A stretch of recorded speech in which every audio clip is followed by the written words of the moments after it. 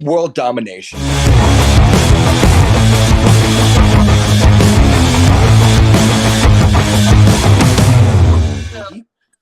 First, we'll start off talking about the band name because I recently realized I've been saying it wrong for a little while. So, You and everybody else I fucking talked to. if you want to clear that up for us, and then just kind of give us a little rundown of Yeah. what the band's about. So honestly, in my genuine opinion, I genuinely don't really like care how people pronounce it. If they say Vended or Vended, I prefer it pronounced Vended because that's what I was thinking about when I wrote the name down on a piece of paper. Mhm. Was kind of DED dead, uh, sort of that. Because what was going through my mind was a shortened down version of Vendetta. Sort of like, yeah, just a shortened down version of Vendetta. No real genuine like meaning or like, uh, like, oh, what's the word that I'm looking for? Like corresponding like reason for it. Just I wrote it down and then we were all kind of like, yeah, that works. Because I wrote down a list of names that I was thinking about. I think I still have the list. I don't know where it is right now, but I remember finding it at one point, and I was like, "Oh my god, there it is!" But I, I, we all just kind of unanimously were like, "Yeah, that works." And we were like, we might change the name later, possibly, but we're happy with this. And then uh, we played our first show and we kind of popped off. So we were like, well, too late, I guess, to change names.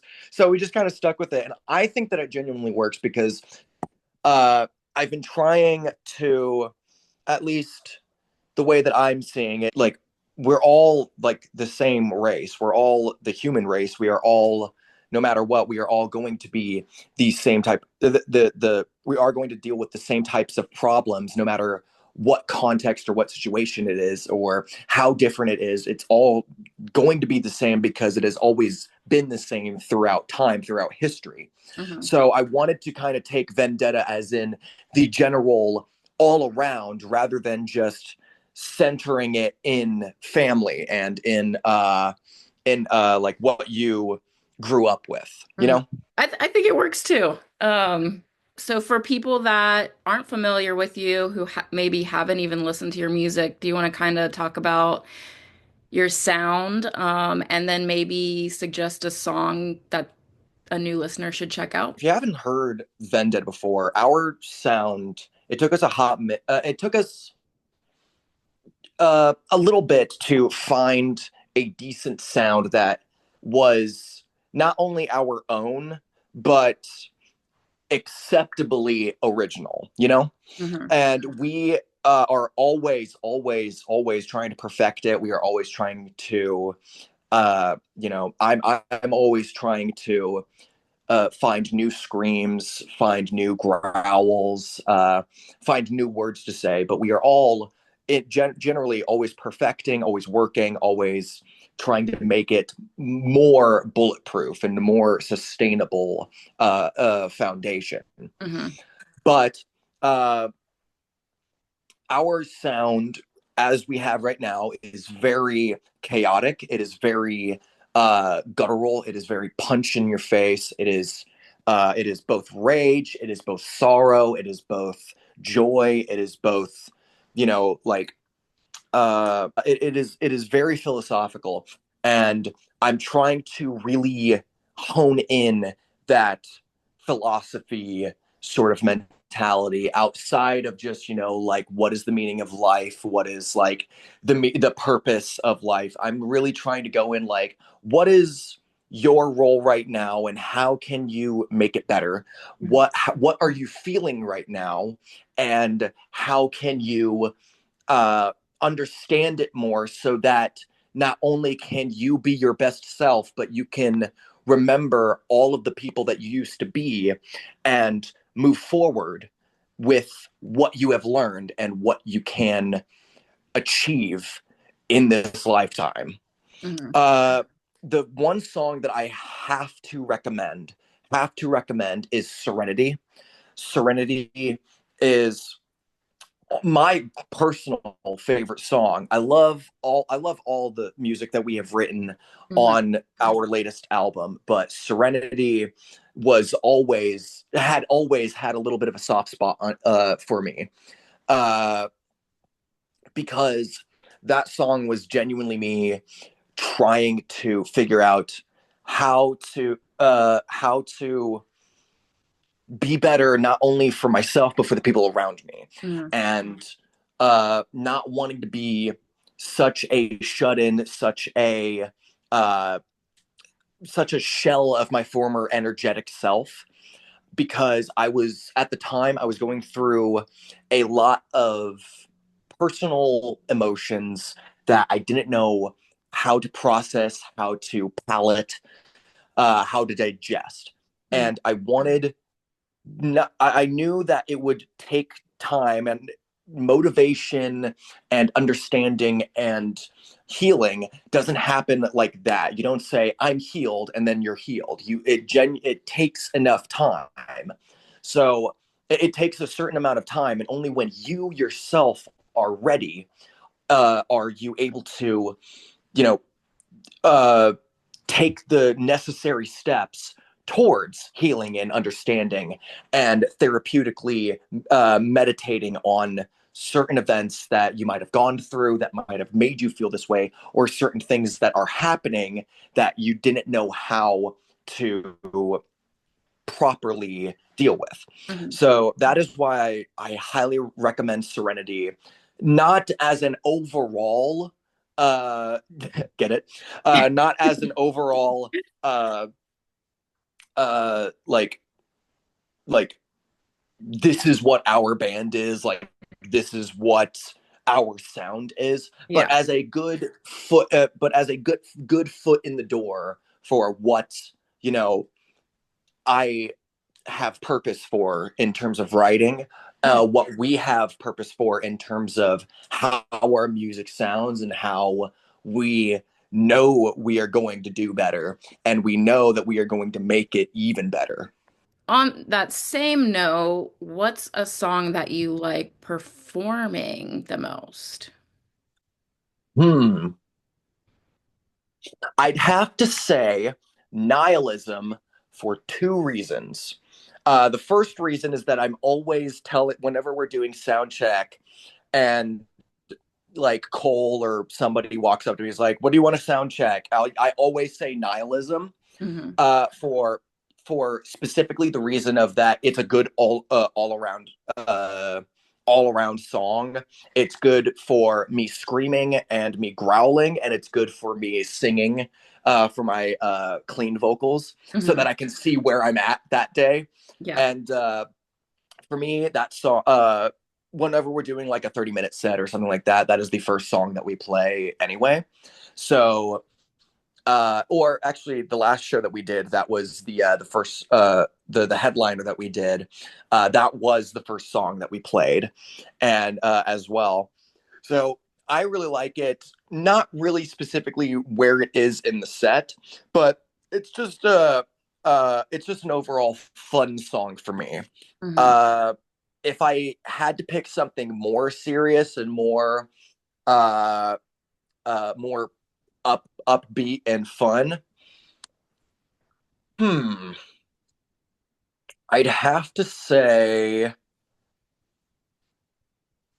Pitiful isn't Pitiful isn't so isn't a bad choice for me either. Pitiful is just pure fuck you, and it is pure just and I just have so much fun with that. Yeah. So you started the band when you were in middle school, I think? High school? Yes, both Cole and I started the band when we were in middle school. How much has your sound changed from when you were first trying to put a band together versus now?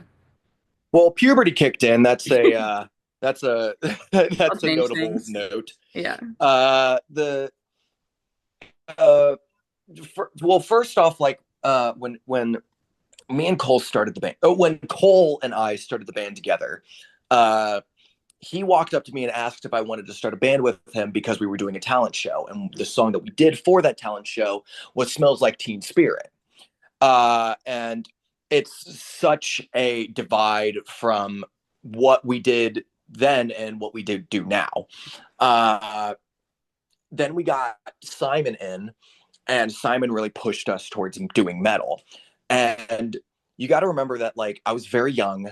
I was dealing with a lot personally, and I was also in still dealing with school. And I didn't really know I didn't know, nor did I have the time to figure out uh, what voice, what sound I wanted, because I didn't know how to properly scream. But the more that I kept doing it, the more that we all kept doing it, I didn't even know how to write. I didn't know how to write music like at all. I was afraid to. And then we started, but the more I kept practicing, the more that I kept doing it, I got more of a work ethic. We all got more of a work ethic in, and we just immediately we were like, oh, this is so much easier than we were thinking, and we started just like writing and writing and writing, and now like I will literally like sit in bed at like 3 in the morning with like a Pib Extra in one hand and a burrito in the other, and just write lyrics for music that hasn't even been written yet, Mhm. because like it's just so much easier. But back then, like my and a lot of people will notice my voice was so different. It was so the scream that I was doing was not at all a good scream. And I am embarrassed that I even tried to, but even my band said like my lows were really decent, and I liked them too, but they hurt so bad at the time. And now, like, I do them on a whim, and I'm like, oh my God, what was I thinking? Did you just practice? Like, how did you become better with your screams and make it so it didn't like kill you? Like I said, puberty genuinely has a factor and a huge Mhm. hand in that. But yes, like just genuine practicing, and like I don't know, I think just one day I started doing it a lot more, and I just did one, and I was just like, oh, I actually like that, and like that doesn't hurt, nor is that like difficult for me to do, and I just kept doing it, and I was like, oh my God, like I can do this, that's what I sound like. And when we started recording, like I was just doing a bunch of shit that I was like, holy shit, I sound like that, I can sound like this. And since then, like outside of recording, like I have learned so much more, just from like talking to people. Like my buddy Grod, our guitarist, he taught me either last year or during the I think it was the Bullet for My Valentine tour. He taught me how to do gutturals, and like I literally like attempted it once, and he was like, "That's it," and I was like, "Oh shit, I can do that!" And I started doing them more, and now I just do them like in the set, like out of nowhere. And I've been learning like when to do them, how to do them properly. And so like there will always be mistakes, but that's how you learn, is just messing up and being like, oh, that's my limit, that's my range. Or next time I got to do this beforehand in order to do that. It takes a lot of time, it takes trial and error, and it just takes your body changing, growing older, and you making horrible unhealthy mistakes, unhealthy decisions for your body, like for my instance, becoming a smoker. So I mean, Was was being in a band something you always wanted to do, or did that just kind of happen? I've said it before, like way in the past, in one interview, but I didn't know. I didn't know if I wanted to be a musician, and it was sort of that. When it kept getting brought up to me, it was always that sort of uh, heritage, sort of like handing down sort of question, where it's like in elementary school, a teacher going like, "Are you going to be a singer just like your dad?" And me being like, "Probably not. I'm not that great." Like, because as a kid, you're just kind of like, I don't know. Like, I'm not that smart. I've got learning disabilities up the ass. I'm dyslexic for one thing. Like, there's a lot of factors that kind of almost pushed me away from being a musician. But I loved singing. I loved doing performance. I loved all that stuff. I mean, I was a choir kid and I did barbershop quartet. So and I grew up with, you know, theatrical performance movies like Chitty Chitty Bang Bang, fucking uh Mary Poppins, Rent the Musical, Rocky Horror Picture Show. Like, there's just a bunch of factors that went in to me. Like, I love doing this, but I don't know how to do it. Yeah. And legit, because like I would walk around school just singing and singing and singing. Uh, and it got to the, I'm being genuinely honest right now. My answer didn't my answer didn't get put out there until didn't get finalized until Cole asked me if I wanted to be in a band with him. And that's when I was like, yeah, fuck it. I got nothing else going on. Like, I was going to go home and play video games. This sounds more interesting. And then I just started doing that. And I found out, like, yeah, this is anxiety out the fucking wazoo for me. And I'm struggling to, you know, grab a hold or get a handle of, you know, how to properly do this and how to do this. But I stayed and I kept doing it and I kept learning. Like I said, I kept learning and I kept failing to learn, failing so that I could learn from it, and doing, uh, getting a lot more skills and a lot more, you know, in the know to do it better, you know? Yeah. Do you think kind of pushing yourself through your anxiety to go through with the band has helped you manage your anxiety a little bit more? I'd say that pushing myself into it got me through anxiety, because that is how you overstep yourself and then how you uh run into a wall way too quickly. Trust me, I know, I've done it many a time.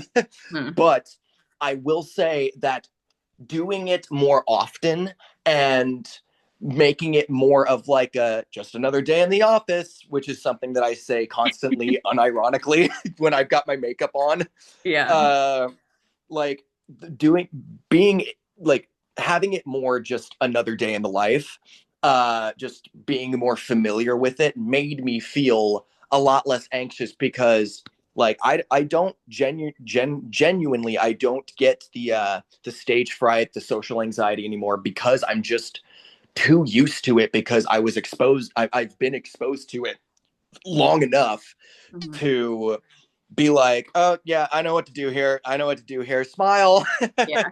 have fun. Where's the Advil? Oh, it's over there. Cool. I'll get that later. Mhm. So you're used to it now. Yeah, and since then, like I've actually like gotten.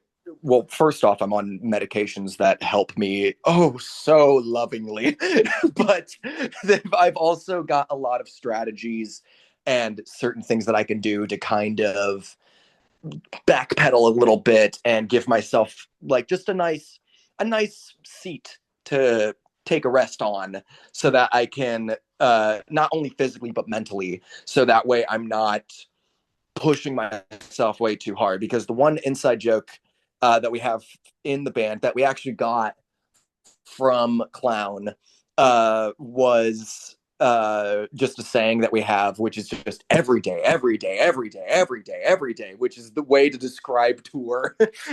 And we're Yeah. like, yeah, yeah, that's pretty fucking true. Just every day, every day, every day, every day. It sounds like the band overall is very much a collaborative effort with, helping each other get better at your craft. And is it the same way when writing music as well? Somewhat.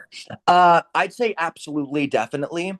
I mean, my band has we for me, my input on it and like my contribution to it is so much more different than just like writing the when it comes to writing the music and writing the instrumental, because I don't know actually how to write music genuinely. I don't know how. I'm not.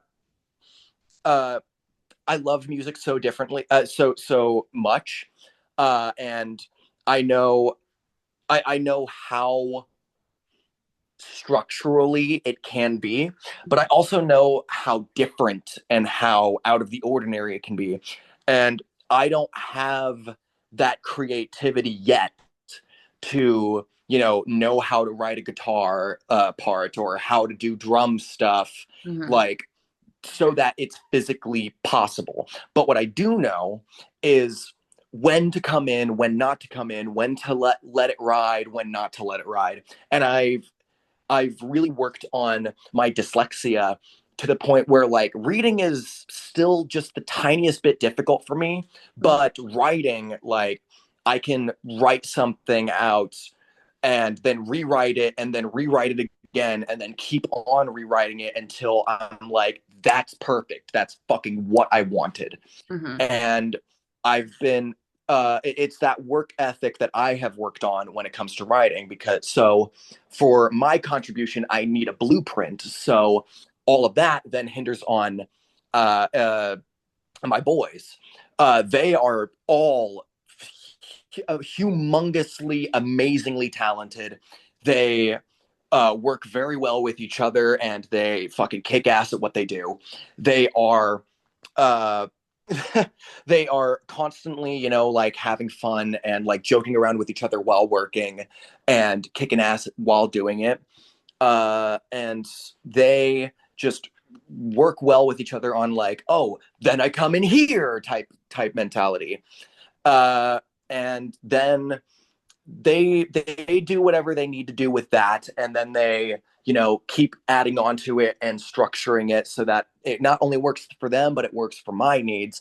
And then we make a very very very rough recording of it, they send it over to me, and then I just kind of, like I said, sit up at 2 3 in the morning, like fucking just continuing to write and rewrite with it.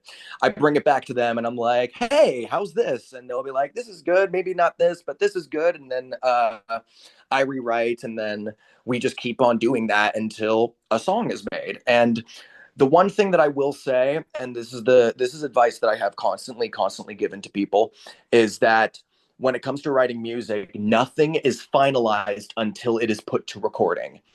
So you are able to change whatever you want and do whatever you want, how you feel is proper and needed, until it is put to recording, until it is finalized in recording. Then that is when you're like, fuck, it's already done, it's already been made. Hmm. Like there's nothing more that you can do. Too many cooks in one kitchen can ruin the soup. So Yes. if until it is put out there, there is nothing more you can do for it. I like it. Good advice. So it sounds like you guys have a wide range in music taste. Do you think that's helped in your songwriting? And how do you what do you do to make sure your music sounds original? Oh, absolutely. I mean, like, fucking Jeremiah, he's very much into like, I'd say slamcore or just like breakdown type music, specifically breakdown type music. Uh, Cole is really very much a Guns N' Roses, fucking, Eagles, fucking, uh, Bon Jovi type of guy when it comes to like guitaring and like Slash, Hmm. absolutely Slash. That's his type of vibe.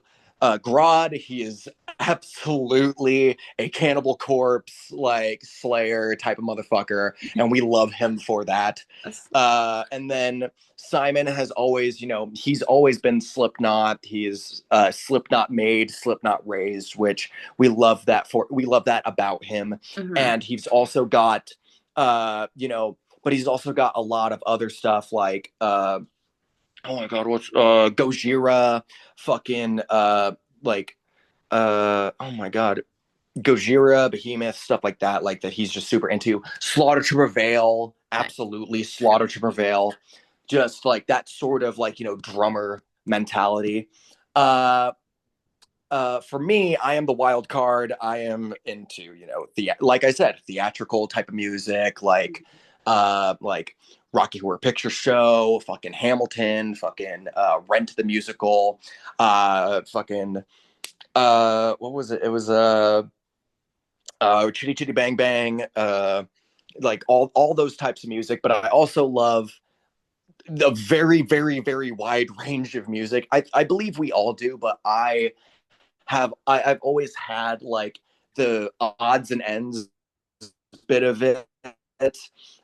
So it's like I go from listening to Paul Simon to King 810, from King 810 to Rainbow Kitten Surprise, from Nice. Rainbow Kitten Surprise to Slaughter to Prevail. Like I've always like been. I'm going to mean this literally on the spectrum that I am into Awesome. because ADHD. What's your favorite thing about touring? What's the most difficult part about touring? Sleep. My favorite part of tour is sleep. But that can be said about anything. I'd say that my favorite part of tour is genuinely the type of venues that we get to see, the type of areas that we get to be in, and the type of the type of structure we get to see in terms of like architecture that we get to see when at the certain venues that we do get to play at. There's always going to be, on top of that, I love seeing the amount of people that we've seen before, like the fans that we've seen before, like coming out and being like, this is my 15th time seeing you guys. Like, you guys have helped us so much. And I'm like, oh my fucking God, thank you. Like that genuinely makes me that type of shit genuinely makes what I do so worth it, because I put we when it comes to touring, when it comes to performing, when it comes to this business, you are putting your body on the line, you are putting your mentality on the line, your you're putting your time on the line, Mhm. and it just makes it feel so much more worth it when that validation is presented to you of like, we love you guys so very much, like you guys have helped us through. I've literally had people say to me that you have helped me find my group of people, you have helped me find, you know my purpose, and people have also said like, you have like inspired, like you are the reason like why I write, why I like do music and stuff like that. And I'm like, oh my God, thank you so much.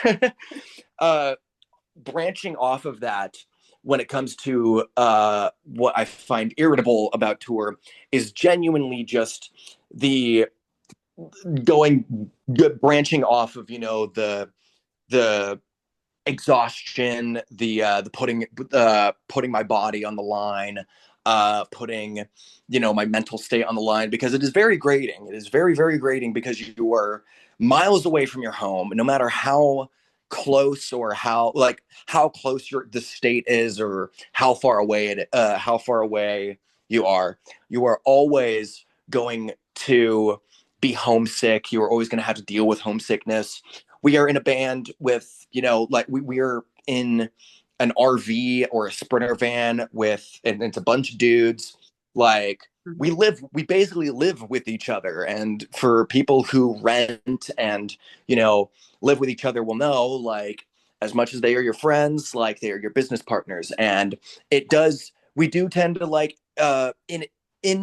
intentionally, but it happens, just like rub each other the wrong way.